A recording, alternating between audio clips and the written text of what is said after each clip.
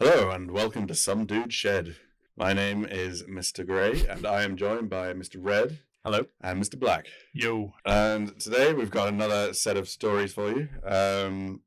We're going to figure out whether they're true or false, use our skills of deduction, which have proven to be just about adequate. Critical thinking.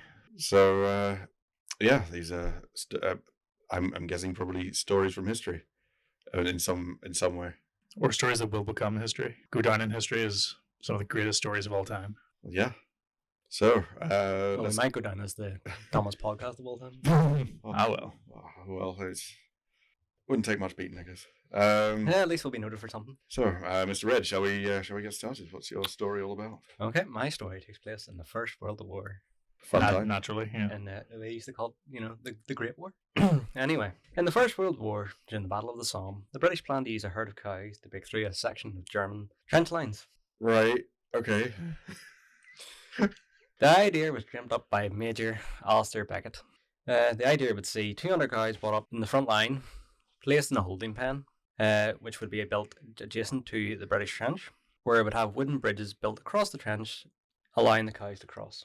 Right. Once the cows were in place, a number of cows would be placed in a separate section of the pen, have carrying satchels with dynamite placed in the satchels, and the dynamite's connected by a wire detonator, and these satchels would be put on the cows. And when the British were ready to deploy the cows, they'd open the gates on the pen on the side of the trench, and detonate a few hand grenades near the rear of the pen in order to scare the cows into a stampede towards the German line. Genius. After 20 seconds, the separate section of the pen would be opened, allowing the dynamite-laden cows to charge behind the main herd, obscured from German sight. Right. It was hoped the cows would speed their way to the Germans, who would be confused by seeing a herd of cows coming towards them. Hoping the Germans would not fire in the innocuous animals coming towards them, and the cows, in their panic state, would run and fall into the German trench. When a spotter observed that the dynamite-carrying cows were in the trench, it would be detonated from the British side of the lines. With the German trench in chaos, the British would then go over the top and charge the Germans and take them by surprise. Right. Well, that seems like a foolproof plan. Nothing could possibly go wrong. So why did they not do it? It was turned down by high command. That's complete nonsense. Right. Okay. So who came up with it? Major Alistair Beckett. Alistair Beckett, right? He's a major. Yes. Right, so he's pretty high up, I guess. It's not like a general, but still. Or was it like a situation where they were kind of just, we need ideas? Well, we need a way of punching through the line, so I'm not sure what... The Battle of Somme was about, 3-4 months? It was quite a long time in the same place. So, obviously, it didn't go very far, very quickly. So they were hoping to try and get some ideas together to make a punch through the line. Yeah. And this is what Major Beckett came up with. Brilliant. I would love to know what all the other majors came up with. I'm sure that there were better ideas than that. Well, there were better ideas. I mean, they ended up with using tanks to get through. But yeah, well, there's limited supply of tanks. There's a massive line. There's an awful lot of cows. And there's an awful lot of cows, yes. And there's an awful stretch of the front line. Well, so basically, I suppose it's just the question is, did some guy think of this idea? Yes. Yeah. And you have to remember, this is a British officer, so you know. So you know, I mean, it's possible. It's possible. You know, nuclear hated chickens and all that. I think if you were that desperate to get some explosives into, across enemy lines. Well, you have to think about it. These are basically, these are going to go exactly where you want them to go. It's not like artillery shells where you're hoping it's going to land right on the line. Yeah, the cows are easily spooked though. If I walk up to a cow and go, yeah, but if you run away, yeah, but they're charging in a massive herd, so they're going to keep together in the herd, and they can only go one direction. I suppose. Was Lassie behind them, trying to keep them informed, trying to make sure they go the right way? No. Like sheepdog.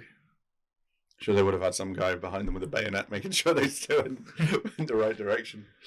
I don't know. Maybe they've detonated more grenades or fired behind the cows or something and scared them forward. There's no way that would have worked. That's just silly. I mean, the 2 minutes of thinking about it is like, no, this is daft. The cow would just, started it would trip on the barbed wire. It could fall down a hole. It could go back into the wrong trench. No, it was an idea.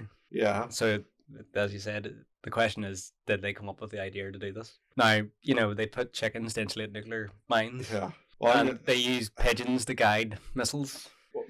I think you're using this I think you're using those stories as a kind of a guise, as like, oh, see, they use animals for everything, like to try and pass this story off as true. Or maybe I'm trying to convince you so much that the story is true that it's Not true. it's not true. So Or maybe I'm trying to convince you so much that it's true that it is true. I'm trying to double bluff you. or triple. We don't know. We don't know how many dimensions your brain has. Things start to get complicated. I'm going to say it's probably true. Well, That some guy came up with it how long is this battle going on for before before they got to the cow stage. before they got desperate to use the cows? Well, it's a psalm, so it's about 4 months. So the cows were just dandering around there for 4 months, just eating the grass. And Well, no, the cows would have been brought up from the rear. There weren't many cows near the front line. Yeah, it's not that hard to move cows like 50 miles. and the cows, they had to run across a bridge. Well, what I understood is they put the cows in a pen beside the trench. Whenever they were ready, there was a bridge across the top of the trench, so they built a wooden bridge across the top of the section of the trench. And then whenever they were ready, them to get to the pen, grenades at the back, and cows breaking it, ran forward out, nowhere else to go. I don't think it's true. They built a wooden bridge over the trenches for the cows to run out. And that was the idea. Well, if you Didn't think build about it. it, it's just it would have just been a few planks across the top of the trench. It wouldn't have been difficult to do at all. You could have like had it ready and then popped it up at the last minute. Right, and the major, he did submit these plans to High High Command. Command. Right. Major crazy man. Well, yeah. Well, the fact you just reminded me, the fact that This is also a war where they thought, marching blocks of people in the machine guns were a good idea. Oh, they quickly found out that wasn't the best idea. because it was They only did honorable. that a few times. It was the honorable thing to do. They still did it. Yeah. Like, what have you got now? Drones. The complete opposite. I'm gonna hide in my building way over here and drone you. Well, I'm not changing my verdict, Mr. Black. What do you think? Well, yeah, I was going to say, I think the fact you reminded me, Mr. Gray, that the fact that the higher ups pretty much were like, no, let's not do this, kind of makes me think, well, it's not that outlandish. They would have thought of the situation, because I'm sure there were some crazy people, because everyone was drafted, so I'm sure you got some real nutters in the army, which of course you did. Well, this is Jack also, Churchill and all. the thing is though. This is World War One. My Jack Churchill was World War Two. But there's World War One, so it would have been he's an officer, major, would have been an educated man, probably that rank, maybe some sort of aristocrat. Oh, bugger Possibly. it. True. Bugger it. True. True. True. True. Okay. I can tell you it's complete and utter bollocks. I should have stuck Which, with it. which if you had to ask me the name of the operation, I was going to say Operation Utter, as in cows utter bollocks. Operation Utter Mayhem. Oh dear. That's just very, very silly. Yes. Uh, Again, nuclear landmines kept warm by chickens. yeah. That was a real plan, though. Yeah, I know. Oh, This doesn't seem that outlandish, to be honest. not really. And chicken nuclear bomb warmed by chickens. Yeah. Uh, Right. Well, Mr. Black, take it away. What's your story? see, this story after that story, don't think it bodes well for me. But I was online, the internet, last night, Right.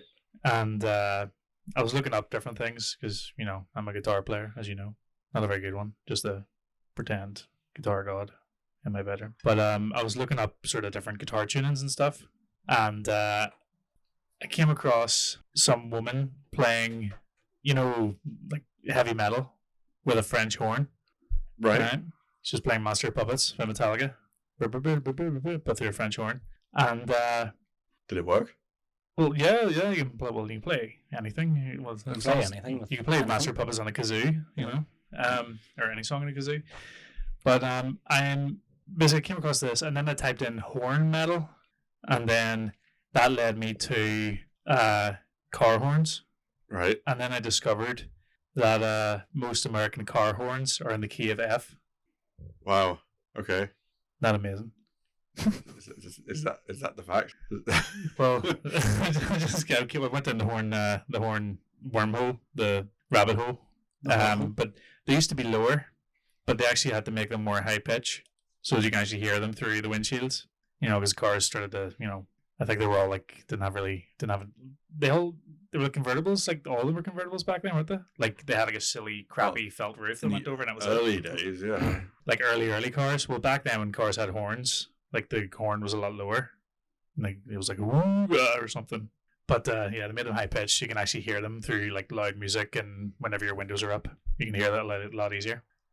But I discovered the reason why most car horns are in the key of F is because Ford purposely tuned their car horns to the key of F because Ford. F for Ford. F for Ford, yeah. Right. So, some guy in marketing probably. And also they're the biggest car manufacturer, in America. And so that's why most car horns in America are tuned to the key of F. All And right. I verified this by using my own guitar tuner on YouTube. So I sat there looking up car horns on Fords on YouTube. Ford Fiesta car horn. I would hit play and I have my guitar tuner sitting there and it would go, and it would come up F on my phone Right. on the guitar tuner. I did this for like 5 or 6 different ones. F. It was quite a horny evening then for you on the computer. Very horny, but it went between F and F sharp because some cars are double horns, some cars are like single horn.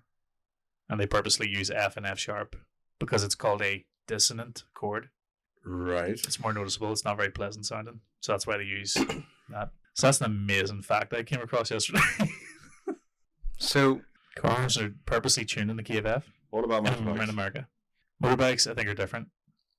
Well, 'cause Ford make bikes? Don't think so. It is in America, though. And it's only Nothing because springs most to mind. cars in America are Ford. well, But bikes, I looked up bikes, like scooters, were like in the key of G, but I don't know if it's exclusively they were all in the key of G. I think just scooters are like whatever. They're like more high pitched, so when did they make this iconic tone of F for their horn? It was I read it was 1970s. Sticks in my head. I don't have it written down. 1970s, and there was a reason for it. 1970s. What car was out in the 70s? Well, it wasn't the Mustang, was it? That was the 60s. I think it was to do with the regulation just came in the 70s, The regulation for Was just for the car horns. Oh, okay. So it's actually in the law. Well, it's Car horn it's needs to in be that. it's in the law that cars need to be They need to have car a horn. horns need to be within a certain frequency. Oh. Needs to be within a certain frequency, like regulations. So from whatever hertz to this many hertz, and it was between like F and G, and most cars I think were in G. But then again, I think it was mainly just a marketing thing. Mm-hmm. Because again, I think the science behind it, what they're thinking was at the time was, well, if our car horns sound different from everybody else, people will hear that horn and be like, oh, that's a Ford. But I don't know if that's true or not. Yeah. I think it was mainly because people were like playing loud music and, they worked out you can hear F a lot better through car windows. So what exactly are we saying is true or false here? Most car horns in America are in the key of F. I think I saw something like that in like a quick factoid thing once. I'm gonna say true. Well, I kind of want to say true, but the thing that puts me off saying true is the fact that he said he went and got his guitar tuner and went and verified this on YouTube by I did. it's I did. In fact, I'll show you right now. it's the fact that I don't think he put the effort in to actually do that. Well, there was no effort. It's literally right here on my phone. Well, podcast listeners can't see this. You got a guitar tuner. There we go. Right. So that's an A. C sharp. That's a G. That's a horrible noise. I know. Right. So Can you make an F? maybe.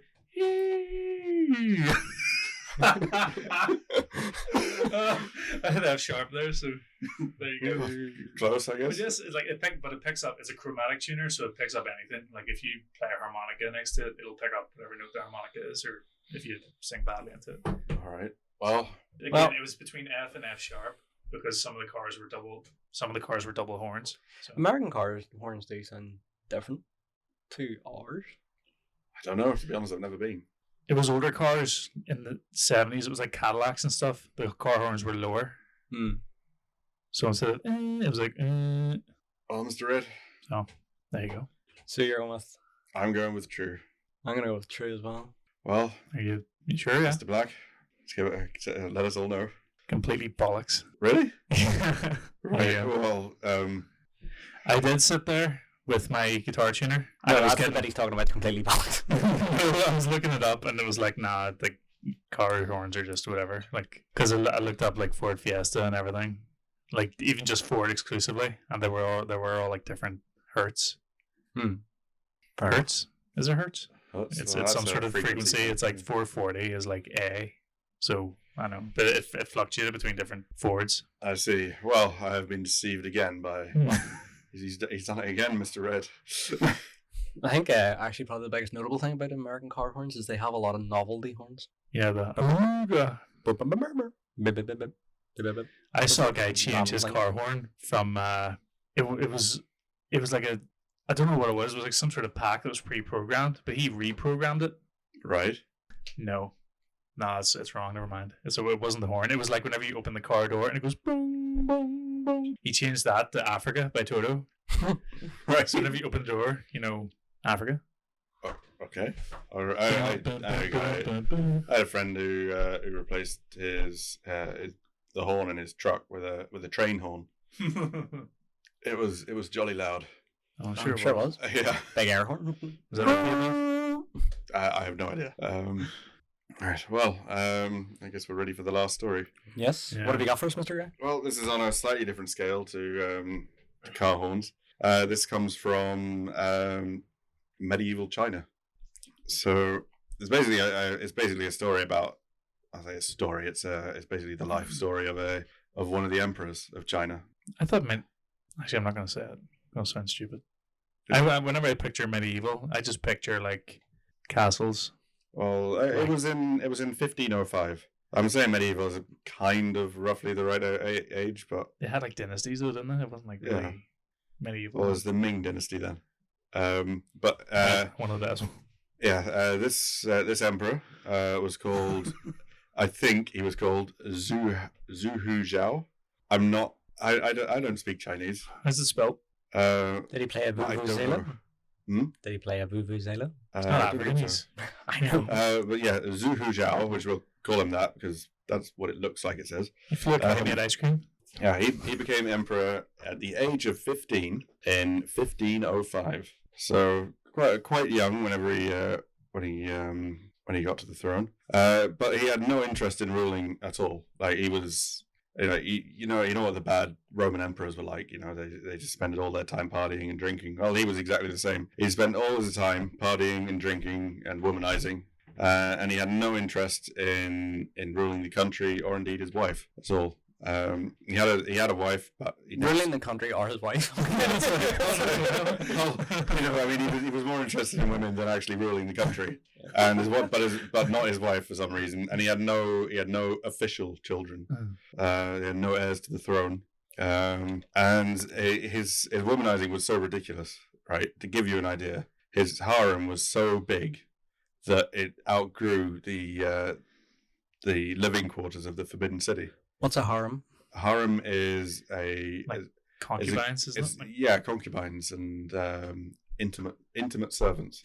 Okay. Groupies. I think, yeah, groupies, yes.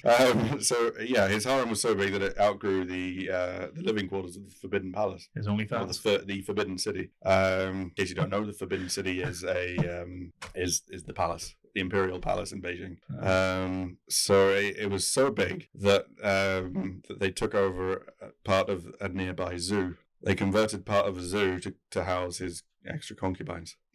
I don't know why they went for a zoo and not a hotel or an army barracks or something. No, they went to a zoo and converted it for royal servants. So, but in the political world, the royal court, the politicians, the advisors, the ministers, they got used to him not being there because he was always out traveling and partying. So they basically just did his job for him. They were even like sitting in the throne, doing the giving out the edicts and doing all the negotiations. Yeah, but when he did come home, he had quite a strange thing that he liked to do. There's the Forbidden City, right? You said Forbidden Planet, didn't you?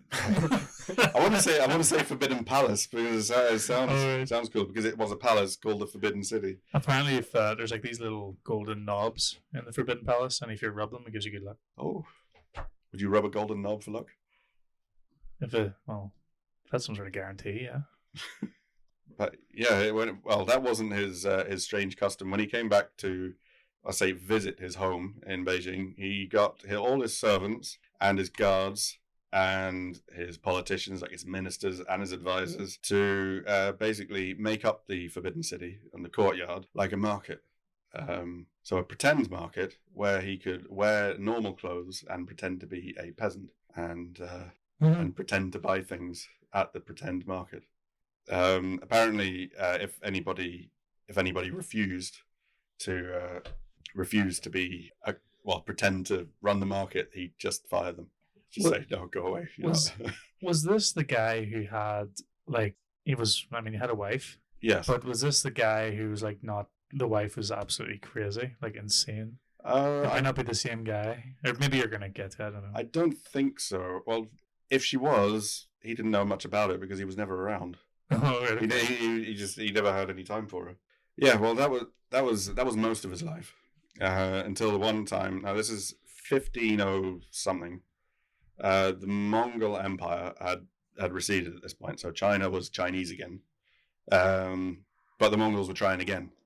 So the Mongols were in a village not far away from Beijing, and the Chinese army had marched out to meet them in battle and basically send them home. Yeah. Zhu Hao, sorry, I'm going to look it up again. Zhu Hao Zhao thought it would be a good idea to sneak off out of the palace and basically go and see the village, go and see the Mongols, and go and see soldiers. So sorry, his name's Zhu Haishao, and he put his concubines in a zoo. Yes. Well, he had so many. Most of them went in the zoo, but his name's the overflow was Zhu Haishao. Yes. And he put his concubines in a zoo. Well, it's ZHU. So this is the way you were saying it. It's quite funny. So yeah, Zhu Haozhao, he snuck out of the palace to go and see his soldiers and take a look at the Mongols, and he thought it'd be a good idea to dress up as a general, as a commander, and basically go and literally just talk to his soldiers, just say, just give them like a little pep talk, a little morale boost. And the soldiers thought that was great actually, because I imagine he was quite an easygoing guy, despite being the emperor. He didn't want to be the emperor. Yeah, well, he was clearly enjoying his station. But yeah, he was seeing all the men, and then he decided the next day, instead of going back, he went into the generals who were leading this army and said, basically, I'm taking charge. I can assume this went down like a lead balloon. It didn't go down well, but he was the emperor, so they couldn't really say no. Well, no, but you're just like, the guy that has no interest in ruling or interest in anything, wants to come and command the army. That's great. Yeah, it's gonna go well. So what I assume happened is they met in the general's tent and they said, okay, right. So after they got through the initial shock of, oh my goodness, Mr. Zhu is here, and so they explained him the battle plan, what's going to happen. Okay, right, these guys are going to go that way, these guys are going to go that way, these guys are going to use their fireworks or whatever the Chinese army did at the time, and he basically said, oh, screw those plans, I know what to do. And he led the army using his own plans, his own tactics, which were unusual, and he actually won the battle. What were his tactics? Send in the cows. The cows. Well, it didn't say what his tactics actually were, but they were just what it says was that they were not the established tactics. They were not what the generals had planned, and they were not what the Chinese army had been doing for hundreds of years previous. So he basically said, no, just do what I'm the emperor, what I say is best. Basically go around the side. I imagine he probably did some kind of weird encirclement tactic, but he won. They actually won the battle and fought off the Mongols, which I think is pretty impressive for a drunk layabout who just spent his time just drinking and shagging. And well, that's not quite the end of the story, because of course after the battle he went back to the palace and had loads of drinks and women. He ended up dying from complications after falling off a party boat drunk. Ended up in the cold water. I imagine he got pneumonia or something. Right. So, and that is the tale of someone who may be called Zhu Haozhao. I say maybe because I don't know how to pronounce Chinese. That was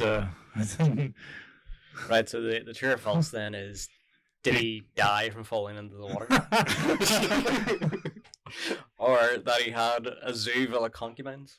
Well, basically, is any of it true, really? Is this person true? Yeah. Okay. I know nothing about Chinese history. And I've played whatever that Total War game is with Chinese The Israel. Three Kingdoms one. 3 Kingdoms, yes. Oh well, that was you might as well have been playing the American Revolution. I mean, that was good 1,500 years earlier. All right, well, there you go. I think that story might be true. 'Cause I think I heard something about that fake market story before. All right, okay. I think it does ring a bell, unless it maybe wasn't him. It was some other guy did it. Well, see, the thing is, you said if somebody refused to do it, Yeah, like go along with the fake market, yeah, that he would just fire them. yeah. There's two things about it that. says dismissed. Dismissed. All right, because dismissed in inverted quotes. Okay. Sent home. No, I just don't really imagine that they would say no to the emperor. Mm. For one, and two. Well, I'm glad you went inverted quotes dismissed, because I don't think you deny the emperor and walk away with your head. I'm not sure. Well, this guy, the Emperor Zhu Haozhao, he seems all the historical things about him basically just say he was a fool. He wasn't cruel though. Okay. That's the thing that they do that is never said. He's not a cruel man, from what I understand. He was pretty lenient as far as they go. I'm gonna say true, just because it was so elaborate. No other questions about it? No.